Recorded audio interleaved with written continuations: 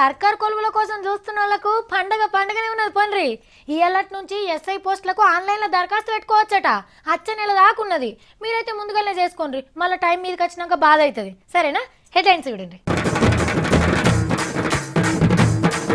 అల్లుండి పొగిడిన మామ ఏమన్నాడో మనం విందామా?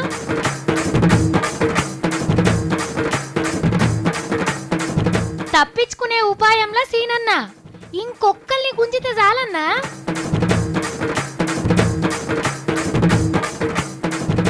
ఎమ్మెల్యేలకు పెంచాలన్నట జీతాలు.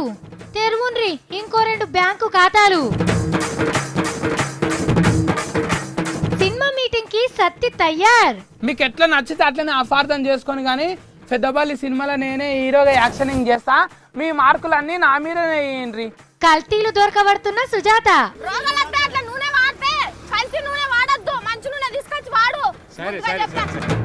మెదక్ జిల్లా నారాయణఖేడ్ల 13 తారీఖు నాడు ఓట్ల పండుగ ఉంది. పట్నం ఎలక్షన్లను రోజు తీన్మార్లు వేసిండ్రు, మరి మా గురించి అయ్యారా అని అక్కడ జనాలు బాధపడుతున్నట్టు మాకందిన విశ్వసనీయ సమాచారం. అందుకే ఇవాళ వాళ్ళ కోసం సపరేట్గా వార్తొండి పెట్టినాం. కళ్ళ నిండా చూసి కడుపు నిండా తిన్నట్టు పీల్గాండ్రి. ఇక శనారన్నాడు ఓట్లేస్తే మంగళారన్నాడు లెక్క పెడతారు. ఎవరు గెలిచింది చెప్తారు. ఇప్పుడైతే ఆడ ప్రచారం ఎట్లా జరుగుతుందో చూడండి. వరంగల్, హైదరాబాద్ లాంటి తీర్పిచ్చే బాధ్యత మీది. హైదరాబాద్ సిటీ లాగా నారాయణఖేడ్ చేసే బాధ్యత నాది అని చెప్పి నేను మనవి చేస్తా ఉన్నా. ఇక ఇంతకంటే ఇంకేం కావాలి చెప్పుండ్రి. నారాయణఖేడ్ పబ్లిక్ హైదరాబాద్ లెక్క చేస్తాడట. అంటే నారాయణఖేడ్ కూడా ఇంకో విశ్వనగరం అన్నట్టు. కారు గుర్తు గెలవాలి. నారాయణఖేడ్ ప్రజలంతా ఏసీ కారులో ప్రయాణం చేసినట్టు ఫీల్ అవుతారు. మీరు మీకు ఆ లాభం జరుగుతుందని చెప్పి. నషీవ్ అంటే నారాయణఖేడోళ్ళదే పొండ్రి. చెయ్యి గుర్తు కృష్ణారెడ్డి సార్ గుండె నొప్పితోని జీవిడిస్తే మళ్ళా ఎలక్షన్లు పెడుతుండ్రాడా. అన్ని పార్టీలు ప్రచారం కూడా బాగా జోరుగానే చేస్తుండ్రు. అల్లుడు హరీష్ రావు సార్ మీద మొత్తం బరువెత్తిండు సీఎం సారు. బుల్లెట్లా దూసుకుపోయేటువంటి ఈ జిల్లా మంత్రి చిరంజీవి హరీష్ రావు గారు. హరీష్ అన్న నిన్ను బుల్లెట్ అంటుండే, నా తుపాకీలో పెట్టుకుంటా అని అంటున్నట్టున్నాడు పక్కపొంటున్న బాబు మోహన్ సారు. వీళ్ళుంటారా పోతారా? ఓ పని చేద్దాం, షిత్తు పోతేద్దాం. షిత్తు పడుతుంటారు, బొత్తు పడితే పోతారు. అయితే వేద్దాం. అర్రే షిత్తు పడ్డది అంటూ ఉంటారు. ఓ మళ్ళీ పరేసుద్దాం, అప్పుడు ఏం పడుతుందో అప్పుడు ఇదే పడుతుంటారు అన్నట్టు. బొత్తు పడ్డది ఏంది? ఓ పారి షిత్తు ఓ పారి బొత్తు ఏం అర్థం కాకుంటున్నది. ఏంది మీరు గట్లా చూస్తుండ్రు? ఎవరి గురించి షిత్తు పొత్తేస్తుందనా? అయితే చూడండి. చంద్రాల్ సారు హైదరాబాద్ ను ప్రపంచ పటంలో పెడితే ఆయన తమ్ముళ్ళు పార్టీని తెలంగాణ పటంలో లేకుండా చేసే పని మీద ఉన్నారట. బెండైన సైకిల్ ను మడత పెట్టి కారు డిక్కిలేద్దామనే ఆలోచన చేస్తున్నారట కండ్వా మార్చిన తమ్ముళ్ళు. మొత్తం 15 మంది పచ్చపార్టీ ఎమ్మెల్యేలుంటే ఇప్పటికే 7 బరువు మొయ్యలేక జెండా ఎత్తేసిండ్రు. ఇంకో 8 మంది ఉంటే అందులో 2-3కి నిద్రనే పడతలేదట. కళ్ళు మూస్తే సర్కార్ పథకాలే కళ్ళలకు వస్తున్నాయట. బంగారు తెలంగాణ అని కల్వరిస్తున్నారట. పెయ్యి మీదింత గులాబీ గులాలు జల్లుకుంటే తప్ప ఈ కల్వరింత తీరేటట్టు లేదట. ఇదే జరిగితే అస్సలు టీడీపీ వీళ్ళదే అవుతుంది అన్నట్టు. ఎందుకంటే మన రూల్స్ ప్రకారం మెజారిటీ ఉన్నోళ్ళదే పెత్తనం. ఇక స్పీకర్ సార్తానికి పోయి మేము మా టీడీపీ పార్టీని గులాబీ తోటలా కలిపేస్తున్నాం అని ఒక్క దరఖాస్తు రాసిస్తే చాలు. టీఆర్ఎస్లోకి వచ్చిన వాళ్ళు రాజీనామా చేయాల్సిన అవసరం లేదు, గెలుస్తామని తొడలు కొట్టాల్సిన పని లేదు. సినిమాల మంత్రి తలసాని సీనన్న షీకుషింత లేకుంటుండొచ్చు. మున్పు టీడీపీ ఎమ్మెల్సీలు కూడా గుండు గుత్తుగా టీఆర్ఎస్ లో షరీకై పార్టీని కలిపేస్తున్నామని ఇదే పని చేసిండ్రు రాజీనామాలు చేయకుండా. ఈ విధంగా టీడీపీ జాతీయ పార్టీ తెలంగాణలో ముందుకు పోతున్నది. పట్నం ఎలక్షన్లకు ముందు కేటీఆర్ సార్ ఏమన్నాడు? ఒక్క ఛాన్స్ ఇవ్వండి, పట్నం ఆలత్ మొత్తం మార్చేస్తా అన్నాడు. ఇక పబ్లిక్ కూడా సార్ అడిగింది కాబట్టి ఛాన్స్ ఇచ్చిండ్రు. సార్ కూడా చెప్పిన పనులను సురువు చేసిండు. చెప్పిన అన్ని చెప్పినట్టు చేసుకుంటా పోతా అని మునుగు పట్టిండు. రామారావు సారు కొత్తగా మున్సిపల్ మంత్రి కొలువుకెక్కిండు. పట్నాన్ని సింగారిచ్చే పని మీద పడ్డాడు. చెత్త కుప్పలు, మురికి అందాలు, బురద కుంటలు, ఇరుకు రోడ్లు, నేరాలు, ఘోరాలు లేకుండా చేస్తేందుకు ప్లాన్లు తయారు చేస్తుండు. మున్సిపాలిటీ, నల్లా నీళ్లు, మెట్రో రైళ్ల ఆఫీసర్లు, ఇంజనీర్లందరినీ రెడీ చేసిండు. సారు కీసు పెట్ట ఊదుడే ఆలస్యం, విశ్వనగరం దిక్కు ఉరుకుడే ఉరుకుడిగా. క్లీన్, గ్రీన్ సేఫ్, స్మార్ట్ సిటీగా హైదరాబాద్ ఒక్క మాటలో చెప్పాలంటే ఒక లివబుల్ సిటీగా తయారు చేస్తాం. రామారావు సారు కంప్యూటర్ల మంత్రాయే, ఏం చేసినా హైటెక్ లెవెల్లో చేస్తాడు. మున్పు లెక్క జనాలను ఆఫీస్ల చుట్టూ తిరగనియడట. ఇంట్లో కూర్చొని ఏం సమస్యున్నదో డైరెక్ట్ గా మున్సిపాలిటీ వాళ్ళకి చెప్పుకునే సౌలత్ చేస్తుండు. 150 డివిజన్లలో ప్రతి డివిజన్ కూడా ఒక వాట్సాప్ గ్రూప్ క్రియేట్ చేద్దాం. ఇవన్నీ ఒట్టి మాటలు, ఎన్నేళ్ల సందింటలేము అని నారాజ్ కాకుండ్రి. ఎందుకంటే గడియారంలా ముల్లులు సై చేసి పెట్టిండు. 100 రోజులల్లా చిన్న చిన్న పనులను కథం చేస్తారట. పెద్ద పెద్దవి ఉంటే 3 ఏండ్లు 5 ఏండ్లు అని పంచవర్ష ప్రణాళిక పెట్టుకుండు. మైలాడ్ సెక్షన్ 234/45/2 ప్రకారం ఈ ముద్దాయిని కఠినంగా శిక్షించాలి. ఇంత ఘోరమా, ఇంత నేరమా, ఇంత దారుణమా? ఎటు పోతుంది మన సమాజం? ఎక్కడికి పోతున్నాం మనం? ఇలాంటి వాళ్ళను పోనీ పాపం విడిచిపెడితే ఇవాళ నాకు, రేపు మీకు, ఎల్లుండి మా సత్తిగానికి ఎంతకాలం భరించాలి మైలాడ్?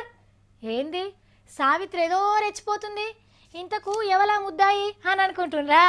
దోమా మరి గే ముచ్చట కూడా గట్లనే ఉన్నది. మొన్న మహారాష్ట్రలో ఒక ఆయన శిల్కం మీద కేసు పెట్టిండు కదా, నన్ను బండ బూతులు తిడుతున్నదని. ఇక ఇప్పుడు ఛత్తీస్గఢ్ రాష్ట్రంలో మేక మీద పెట్టిన కేసు ముచ్చట ఇది. జడ్జి సార్ ఇంట్లో పసక మంచిగా ఉన్నదని తోటలకు మరిగిందట మేక. చెట్టు నేను పెడితే పండ్లు మేక తింటుందని కోపంతోని పోలీస్ స్టేషన్లో కేసు పెట్టిండట సారు. మే అన్నంత సేపట్లనే మేకను అరెస్టు చేసి స్టేషన్ కు గుంజుకచ్చి గుంజగట్టేసిండ్రు. కానీ ఈ పోలీసు వాళ్ళు కూరగాయల భోజనం వాళ్ళు ఉన్నట్టున్నారు. అదే మన సంస్థాన్ నారాయణపురం పోలీసు వాళ్ళు అయితేనా మేక మటన్తోని ఫుల్లు దావత్ చేసుకుందరు. అరే ఇంకో 4 మండలు ఇసుకరాకపోయినరయ్యా, ఆకలికి ఎట్లొరుతున్నది. సాదుకున్న మనిషి వకీల్ను మాట్లాడుకొని బెయిల్ తెచ్చి ఈడిపించిండు. ఈయన పోయి లోపట కూసున్నాడు. అబ్బా మేక కోసం ఏం త్యాగమయ్యా నీది. ఇక జడ్జి సార్ ఇంట్లోకి మేతకు పోయిన మేక కేసు కొసెళ్లే వరకు మంద తయారవుడు ఖాయం. ఎందుకంటే చిన్న కోర్టులల్లా ఇప్పటికే 2 కోట్లకు మీదనే కేసులు పెండింగ్లు ఉన్నాయని కొద్దు పెద్ద కోర్టు జడ్జి సార్లే చెప్పిండ్రు నిన్న. ఈ కేసుల ముచ్చట తెలిసిన జడ్జి సారే మేక మీద కేసు పెట్టి కోర్టుల చుట్టూ తిరుగుతా అంటే ఎట్లా చెప్పు? మన గయ్యాలు గంపేడుకోయిందో, ఎవరితో పంచాలు పెట్టుకుంటుందో మా సత్తిగాడు ఒకటే అనుకుంటే ఈమె కూడా తయారైంది. చెప్పమ్మా. నూనె ఎందుకు ఇంతగానో వండుతుంది? ఆయిల్ అని తీసి వేస్తాం కదా, సేపు ఆయిల్ ఉంటది అనమాట. ఏ నూనె వాడతాను? మేమా సన్ఫ్లవర్. అబ్బా పాకెట్ల గంట పెద్ద పాకెట్లు మంచి నూనె తీసుకొచ్చి ఇప్పుడు పోతాను. మనం ఇక్కడ ఇంట్లో ఏం వాడుకుంటావు? ఇంట్లో కూడా మేము సన్ఫ్లవర్ ఏదో ఒకటి వాడతాం. కాదు గా నూనె కాదు, బొక్కలతో తయారు చేసిన నూనె వాడతాను కదా. పోయామమ్మా, ఎవరు తయారు చేస్తారేమో. అయ్యా గంటగానో గుస్సైతాను. షాప్ నీదేనా? నాది. ఏం నూనె వాడుతుంది? రుచి గోల్డ్. రుచి గోల్డ్ కాదు కదా, కల్తీ నూనె తీసుకొచ్చి వాడతాను కదా. రుచి గోల్డ్ కల్తీ నూనె వాడతాను. ఏం కాదు చెప్పు, ఏం కాదు చెప్పు. కల్తీ నూనె కదా, కల్తీ నూనె కల్తీ నూనె వాడతాను.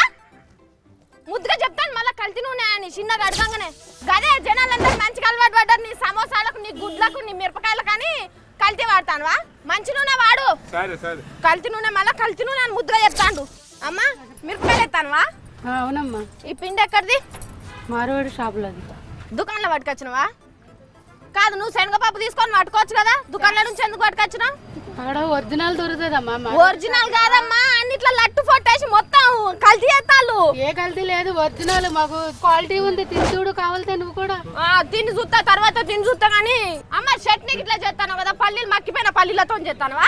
పల్లీలు ఒరిజినల్ నెంబర్ 1 పల్లీలు అమ్మాయి. అంటే మీ ఇంట్లో పండించినవా? షాప్ కి తీసుకెళ్తాడు. నువ్వు కూడా వద్దు. నువ్వు మంచిగా ఎత్తాను కావచ్చు, కానీ నీ కమ్మేటోళ్ళు కల్తీ చేస్తారు. జర మంచిగా పైలంగా తీసుకో, అన్ని నువ్వే తీసుకొని పట్టించుకో గిర్ని కాడ, సరేనా? అమ్మా ఈ షాప్ నీదేనా? మాదమ్మా. నువ్వే అమ్ముతావా ఇవన్నీ? నేనే అమ్ముతా. ఏడుకెళ్ళి పట్టుకొస్తావు? కొత్తపేట మార్కెట్ అమ్మా. అంటే మీ షెట్లకు పండినాయి కాదా ఇవి? కాదమ్మా, మేము మార్కెట్ లో కొనుక్కొస్తాం. అవునా? మరేంది సపోటా కాయలు మెత్తగా ఉండాలి కానీ గింత గట్టిగా ఉన్నాయి. ఎండకి పట్టుకొస్తే అట్లా మెత్తగా అయిపోయినాయి అమ్మా. ఎండకు పట్టుకొస్తే గట్టిగా అయినాయా, లేకపోతే గట్టిగా ఉండాలి పట్టుకోగానే మెత్తగా ఉంటాయి? ఎవరు కొనుక్కోరని ఏమన్నా మందులు వేసినామా వాటికి? మందులు ఏమమ్మా, మేము అట్లే తెస్తాము. ఎండకు వచ్చే వాళ్ళు మెత్తగా అయిపోయి. మా తొందరగా మగ్గలని వాటికి ఎందుకు కలుపుతాను కదా? ఏం కలుపునమ్మా నేను. అబ్బా మీరు కలుపుతాను మాకు పెద్ద కొట్టునే చెప్పిండ్రు. ఏమో కార్బోహైడ్రేట్ ఏదో కలుపుతానంట కదా. మరి అట్లా ఖరాబ్ అయితే అన్నప్పుడు నీకు అర్థమైందా? వాళ్ళు ఏదో కలుపుతాను, కార్బోహైడ్రేట్లు ఏదో కలిపి మొత్తం పండ్లను మొత్తం ఖరాబ్ చేసి నీకు పంపిస్తాను. నువ్వు అట్లా తీసుకుంటే ఎట్లా? ఏం చేయాలమ్మా? పొట్ట తిప్పలకు కంటే మీ ఇంటి కాడ కానీ మీరు రైతులు కానీ ఇంటికాడ వాళ్ళని వండించినా తీసుకొచ్చుకోవాలి కానీ పబ్లిక్ పైసలు ఇచ్చి కొనుక్కుంటారు కదా వాళ్ళకి రోగాలు తెప్పిస్తే ఎట్లా చెప్పు మంచి తీసుకురా ఏందో అవునవును అంటాను కానీ మళ్ళీ నీ పోయినాక ఎట్లా చేస్తావో. కరెక్టే నుల్లా, మా సుజాత మంచిగా పంచాలు పెట్టుకున్నది. మరి లేకుంటే ఏంది, నీళ్లు పప్పు ఉప్పు పాలు ఏ విడిచి పెడతలేరు, అన్నిటినీ కల్తీ చేస్తుండ్రు. ఇప్పుడైనా జర బుద్ధి రావాలి వాళ్ళకు. మన మోతవరి ఏడగప్పాలు కొట్టుకుంటూ తిరుగుతున్నాడో, ఎవరితో బాత్కాని పెడుతున్నాడో. సత్తి సత్తి, మా పోరడేమో చేస్తున్నాడు, ఏమో రాతపూతల కార్యం ముంగటేసుకున్నాడు కదా. ఒరే సత్తిగా నిన్నే. మా పొద్దుగాల సంధి తిప్పల వాడితే ఇప్పుడు అయిపోయేది అని మెరసింఫల మీద ఒకటి గుద్దురా ఏవో. ఇప్పుడు యాక్షనింగ్ నేర్పిస్తారా? అరే నువ్వు హీరో ఇప్పుడు. అరే ఒక్క గుద్దు గుద్దుతున్నా అంటే బట్టలా నూసిపోయి ఫారఫ్ అనుకోతాను. సత్తి ఏం చేస్తున్నావు? ఇంతసేపు ఏమో రాసుకున్నావు, మళ్ళా పోరగాళ్ళకేమో నేర్పుతున్నావు. ఆకలి అవుతుంది, బిర్యానీ పువ్వు పార్సల్ తీసుకురామంటున్నా. ఏంటిదో ఎట్లయినా యాంకమ్మవు నువ్వు, ఇంత కూడా లేరు. అరే మీరు రేపు రాఫండ్రా. ఏ గుడ్డి కొంగ కొర్రమట్ట దొరికినట్టు చెయ్యకు నువ్వు. నడుసక్క ఆఫీస్కి. అక్క సత్తిగాడు 2 దినాలు ఆర్తలు చెప్పడు, నువ్వే చెప్పుకో సరేనా? 2 రోజులు రావా? గంత పెద్ద పని ఏం ముంగటేసుకున్నావు నువ్వు ఇప్పుడు? నాగమానక్కల బిడ్డలు అంట రమేశమ్మ కాడ దావత్ చేస్తున్నారంట, తినొత్తామంట అని ఓరమనుకుంటున్నా. గదికి ఇప్పుడు ఎక్కడిదిరా? సీనయ్య నాకు ఫోన్ చేసి చెప్పిండు గిప్పుడు లేదు. నువ్వు అన్ని పిట్ట కథలు చెప్పకు నాకు. మళ్ళీ ఏంటిదక్క మా ఫేఫర్ అని జల్లడ పట్టి ఆర్తలన్నీ చూస్తుంటే రిపోర్టింగ్, నువ్వేమో మేత దొరకను మేకలేక అంటాను వదులుతుంటావు. అసలు నువ్వేం చేస్తున్నావు ఇంతకు? చెప్పాలి అక్క. అక్క మళ్ళీ ఎవరికి చెప్పొద్దక్క. అక్క మన సినిమా కంపెనీలు ఎట్లుండాలంట అని మొత్తం రీసాల్చింగ్ చేసి రిపోర్ట్ తయారు చేసినాం. ఓహో, మన మంత్రులు మన చిత్ర పరిశ్రమ ఎట్లుండాలని మీటింగ్ పెట్టుకున్నారు కదా, గదేనా? గదేనాక మొత్తం రిపోర్టింగ్ తయారు చేసినాక అక్క ఉత్తరం రాసి రేపు పొద్దుగాల పోస్ట్ డబ్బలు వేస్తా, అందరు చదువుకుంటారు ఇక. అబ్బో, ఏం తయారు చేసిండ్రు తమరు? నీ సూచనలు సలహాలు ఏంటి తమ్మి? రామోజీ ఫీలింగ్ సిటీ, పద్మాలయం స్టూడియో, మళ్ళీ అన్నపూర్ణమ్మ మొత్తం స్టూడియోలు అన్ని మనయే కదక్క. ఏ మన ఏందిరా అవి? హీరోలే లేరంటే ఇక మన స్టూడియోలు ఏడున్నాయి చెప్పు? హైదరాబాద్లోనే ఉన్నాయి కదా అక్క మనయే. హీరోలు హీరోయిన్లు మనోళ్ళే ఉండాలక్క. అక్క మన యాస మన భాష ఉండాలి. మళ్ళా కుంటాల జలపాతము లక్నవరంలోనే షూటింగ్ జరగాలి. ఏ ఇప్పుడు అట్లా లేదు తమ్మి, అంత మారిపోయింది. తెలంగాణ భాష మాట్లాడుతున్నారు సినిమాలల్లా. మళ్ళీ పర్బాసనేమో ఆంధ్రకెళ్ళి, సత్తిగారేమో తెలంగాణకి వెళ్ళి పెద్దపల్లి సినిమా తీస్తే ఇద్దరు కలిపి తీస్తే మస్తు హీట్ అవుతారక్క. పబ్లిక్ సీట్ కూడా పెరుగుతుంది. అబ్బో, నీ ఇద్దరు కాంబినేషన్, నీ కథలు కాకపోతే. ఒక ఇఫర్సంది హీరో సినిమాలలో ఎట్లుంటారు చెప్పాలనా? అరే నీ సెల్లెల్ని రోల్కఫోనికే నాకు 1 గంట టైం చాలరా, కానీ బట్టలు ఉతికినాయి లేవంటాను 2 దినాలు లేట్ చేసిన.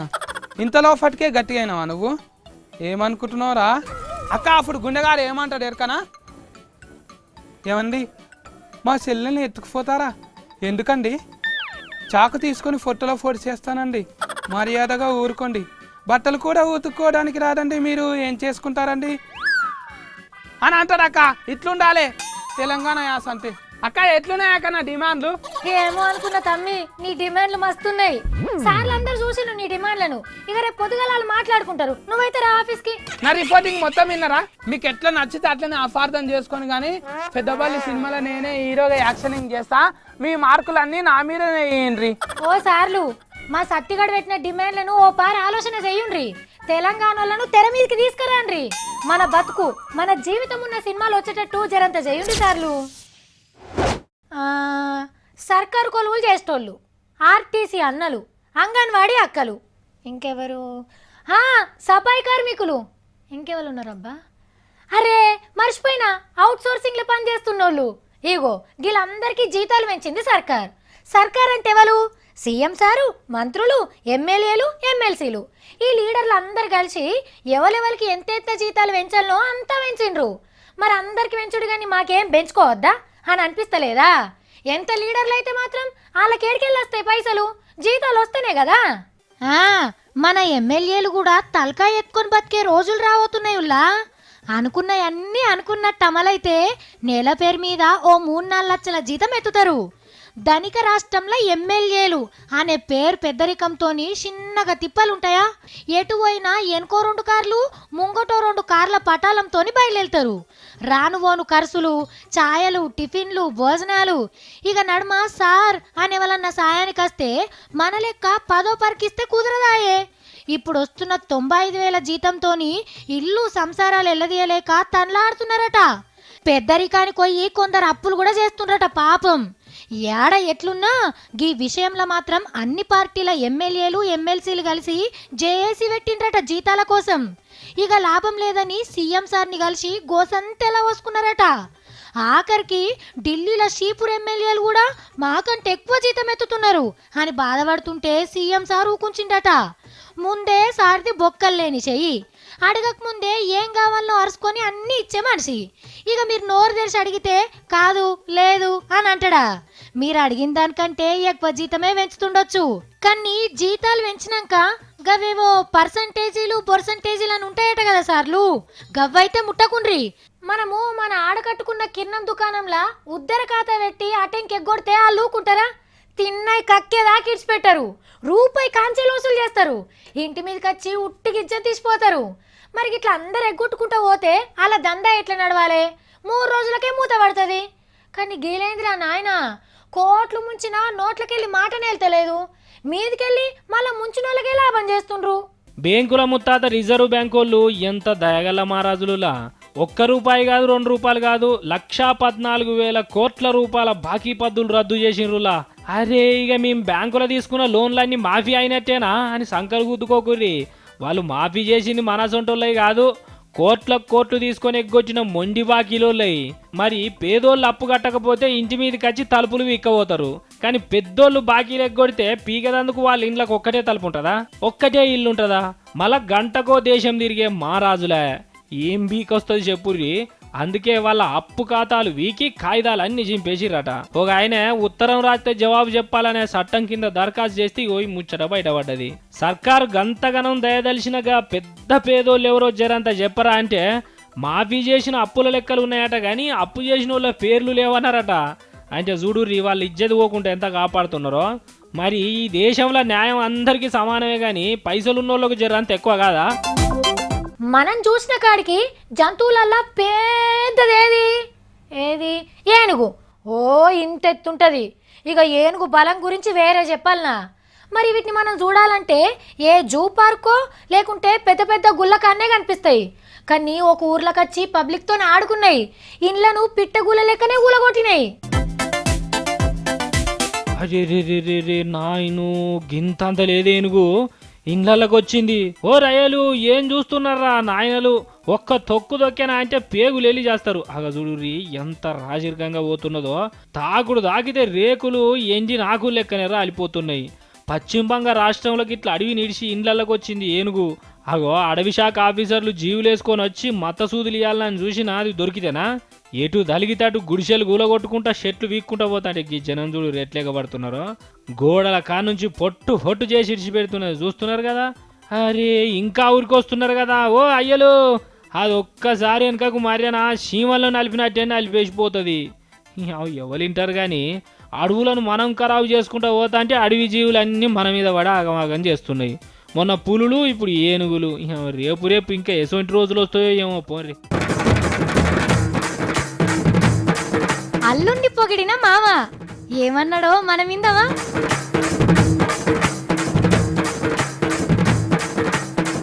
తప్పించుకునే ఉపాయంలా సీనన్న, ఇంకొక్కల్ని గుంజితే చాలన్నా.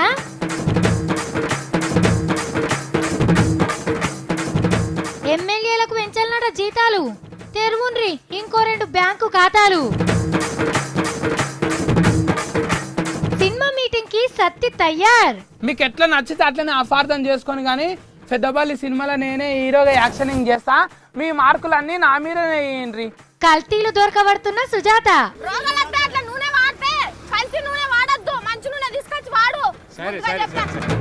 ఓ కెమెరా అన్న, నిన్నే మన టైం అయిపోయింది, నువ్వెందుకు అట్లని చూస్తున్నావు ఆలలేక? మీరు కూడా ఎందుకు అట్లని చూస్తుర్రు? మన టైం అయిపోయింది, మనం పోవాలి. టాటా.